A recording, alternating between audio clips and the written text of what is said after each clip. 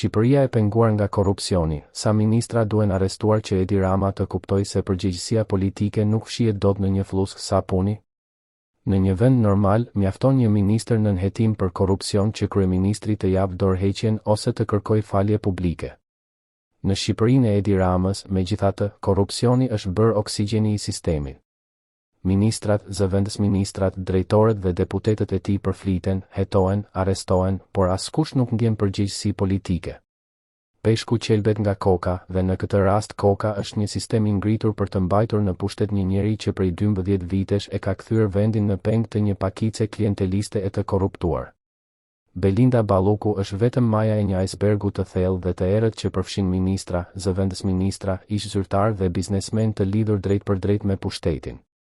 Ajo përmendet sot në dosje që kanë të bëjnë me abuzime në tendera publik, koncesione dhe projekte infrastrukturore që kanë shkrirë miliarda euro nga buxheti i shqiptarëve. Por pyetja thelbësore nuk është vetëm nëse Balluku do të përballet me drejtësinë, pyetja është, sa ministra duhet të hetohen, arrestohen apo akuzohen që Edi Rama të kuptojë se përgjegjësia politike nuk është një fjalë boshe. Në çdo demokraci funksionale, një kryeministër që sheh se rrethi i tij më i afërt politik përmbytet nga akuza për korrupsion, jep dorëheqjen për të mbrojtur dinjitetin e shtetit. Në Shqipëri ndodh e kundërta. Kryeministri e mbron rrethin e tij me ngulm, e justifikon çdo skandal, e quan sulm politik, mashtrim mediatik apo skenar të opozitës. Dhe kështu, ai jo vetëm që mbron korrupsionin, por e legjitimon atë si mënyrë qeverisjeje. Për 12 vite me radhë, Shqipëria është bërë dëshmitare e një kapjeje totale të institucioneve. SPAK, që teorikisht duhet të ishte arma kundër korrupsionit të nivelit të lartë, shpesh duket sikur godet individ të izoluar, ndërsa rënjet e vërteta të korrupsionit që ndodhen në qendër të pushtetit mbeten të paprekura. Është një drejtësi që flet për barazi, por ecën në maj të gishtave kur bëhet fjalë për të fortët e qeverisë. Në këto 12 vite, Shqipëria është kthyer në një shtet ku pasuria e qeveritarëve rritet në të njëjtën masë me varfërinë e qytetarëve. Fshatrat janë boshatisur, bizneset e ndershme mbyllen, rinja largohet në masë, ndërsa oligarkët pranë pushtetit blejnë prona, koncesione dhe media. Në këtë realitet të zymt, Edi Rama vazhdon të flasë për rilindje, progres dhe vizion, ndërsa vendi jeton nën hijen e një qeverisjeje që i ka marrë frymën çdo institucioni të pavarur.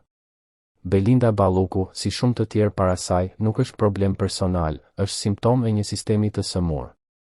Ajo përfaqëson modelin e një klase politike që e sheh shtetin si pronë private, tenderat si burim përfitimi dhe postet publike si investim për pasurim personal.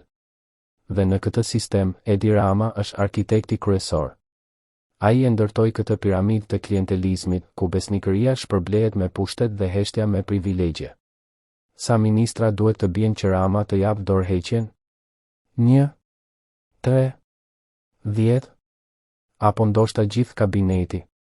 E vërteta është se edhe nëse çdo ministër i tij do të përfundonte para drejtësisë, Rama sërish do të gjente një mënyrë për të shfaqur si i pastër dhe për të thënë se drejtësia po bën punën e saj.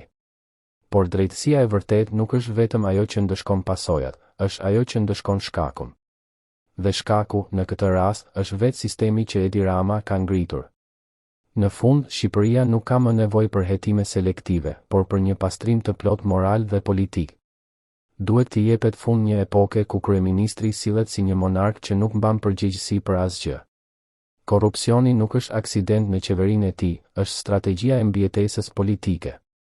Nëse qytetarët duan ta ndryshojnë këtë realitet, nuk mjafton të presin që SPAK-u të arrestojë një ministër her pas here.